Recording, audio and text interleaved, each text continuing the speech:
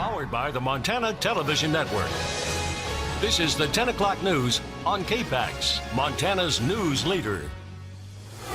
Good evening and Merry Christmas. I'm Dennis Bragg. Jill Valley is off tonight. It's going to be a slick drive for St. Nick this Christmas weekend and anyone else on Montana roads after another shot of holiday snow.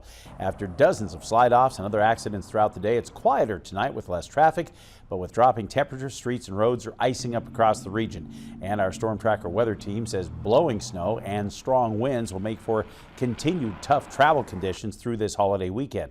While the valley highways remain covered with scattered snow and ice tonight, MDT reports the passes all have more intense winter driving conditions, with another outlook for a shot of snow as we get close to Christmas morning. Let's throw it over now to the very latest with Chief Meteorologist Sarah Giltz. Darren?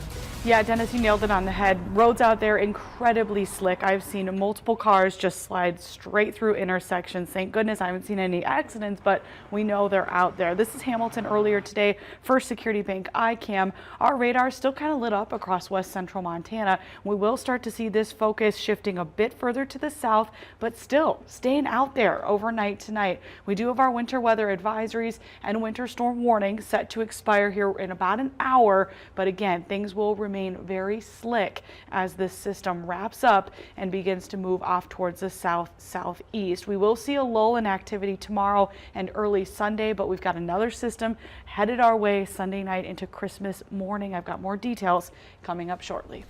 And as you're out there doing the holiday hustle and bustle, you can keep an eye on all the changing conditions. Just download the KPAX Storm Tracker weather app to get those on-the-go forecasts from Aaron and the Storm Tracker weather team. Bad roads and booze are a terrible combination. As family and loved ones gather to celebrate the holiday season, police departments across the state are stepping up patrols to crack down on drunk driving through the new year. A Centers for Disease Control and Prevention study shows that in a 9-year span in the state of Montana, 932 people were killed in crashes involving an intoxicated driver. 1.9% of people nationwide reported driving after drinking too much, but Montana is way higher, 3.4%. The U.S. National Institute on Alcohol Abuse and Alcoholism also reported that 40% of traffic-related deaths during Christmas and New Year's involved drunk drivers. That's up 12% from the rest of the month of December. Kalispell Police Department Administrative Captain Wade Rogmacher says that the roads are already bad enough with the current weather, and alcohol just makes it worse. This last week, roads are very dangerous, and if you combine alcohol with that, it makes them even more dangerous. So we're trying to caution people anytime they're driving to take extra care, and especially if people are going to be out celebrating, to have a designated driver. All the police departments, Kalispell, Hamilton, Polson, Missoula, and all the sheriff's office will have extra patrols out on New Year's Eve. The recent snowstorm in the Flathead Valley is good news for those hoping to hit the slopes this weekend, as there's plenty of fresh powder in the mountains. MTN's Jack Ginsburg shows us what to expect at Blacktail Mountain's opening day tomorrow. Saturday morning, Blacktail Mountain Ski Area will open to skiers and snowboarders for its 10th year. Ticketing manager Aaron Lever says the entire 1,000-plus acres of terrain will be open and that conditions are looking great. We're super excited to get open. We've got really great snow out there. With the last snowstorm, we've gotten 2 feet, and then we just got another fresh 4 inches. So tomorrow, everybody's going to be skiing fresh powder. The reason why Blacktail had to wait until this weekend to open is because they rely solely on Mother Nature to provide their snowpack. And Lever says the way the mountain faces provides great snow that stays cold longer with less sun exposure. We have 100% organic snow up here, meaning that we don't have snow blowers.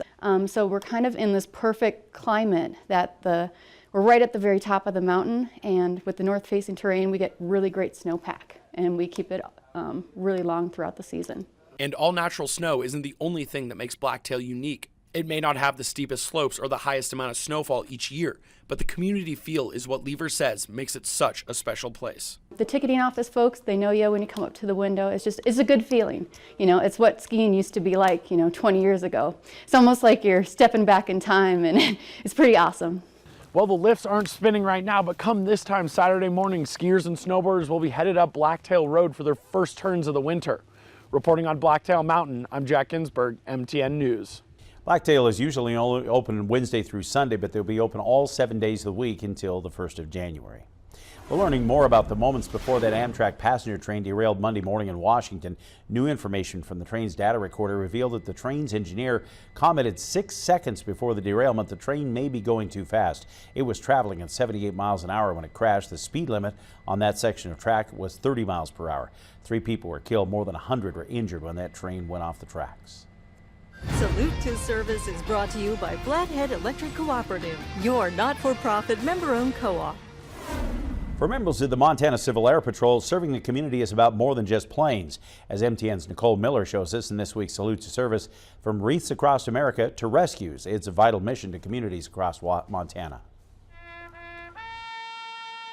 In December of 1941, World War II was underway, and a vigilant organization of civil airmen formed the Civil Air Patrol to carry out emergency missions. As CAP members, we're in the auxiliary of the Air Force, and so we're deeply tied into the Air Force and their traditions. Montana Civil Air Patrol Wing Commander Mitch Edwards is based at the Air Force Base in Great Falls. He oversees the 10 squadrons in the state. We have almost 300 members across the state, and everything that they do for the local communities in our state, it's greatly appreciated. Edwards is just one of 57,000 members nationwide, helping to preserve CAP's 75-year legacy of service. Another is Michael Stone, captain of the Flathead Composite Squadron. One of our operational missions is finding downed aircraft and missing people. We have a worldwide high-frequency communication network. In 2016, the Civil Air Patrol helped with more than 1,100 search and rescue missions, and they're credited by the Air Force Rescue Coordination Center with saving 110 lives.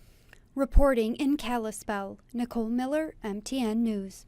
Civil Air Patrol volunteers also perform for Homeland Security, disaster relief, and counter-drug missions when they're requested by federal, state, and local agencies. In fact, when Hurricane Maria hit the island of Puerto Rico this year, they were the first ones to establish emergency communications. Salute the Badge is brought to you by Montana Railing, supporting the Main Street of Montana for 30 years.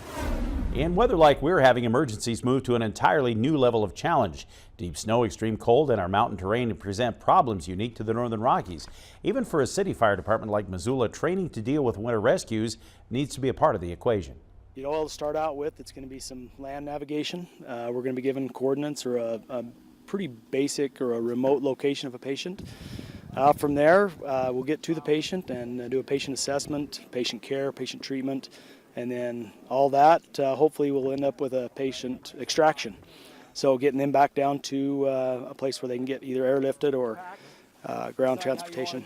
The individual is lying in the woods, approximately 50 feet off the trail.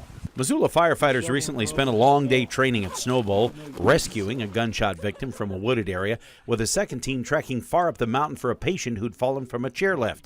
That requires anticipating not only the medical and rescue equipment, but what the teams need, from GPS units to food, water, and even the ability to shelter and start a fire as needed. And they need to stay safe themselves, even though this is just training. We just talked about that in our safety briefing. We actually have an incident within an incident plan, basically, and if one of us, anybody up here that's involved today gets injured or sick, then that becomes first priority. For Lohman, training the MFD crews is not only a passion, but an absolute necessity. In a community as varied as Missoula, with as much outdoor recreation as we have, you just never know what emergencies might happen. Everything's new, and that's kind of the nature of the business is you don't know what you're going to get any given day. And so that's the experience, is trying to train for what you don't know you need to train for. Perfect example of that was the avalanche just a few years ago. So who would have thought, we have avalanche in town. So if we have the training and the experience and the tools, we hopefully can be prepared for any type of situation. And the firefighters say you can help them by being better prepared yourselves, especially when you're heading out for recreation in these kinds of winter conditions. For the past year, KPAX-TV and Montana Rail Link have been honoring the men and women that dedicate their lives to serving Western Montana with our Salute the Badge series, where we get to know the local law enforcement and our firefighters on a more personal level. We invite you to join us tomorrow night at 6 p.m. when we present a special retrospective in which we'll share many of our favorite stories from Salute the Badge. The generosity of Montanans is amazing. Our holiday food drive has now passed 11,000 pounds of food.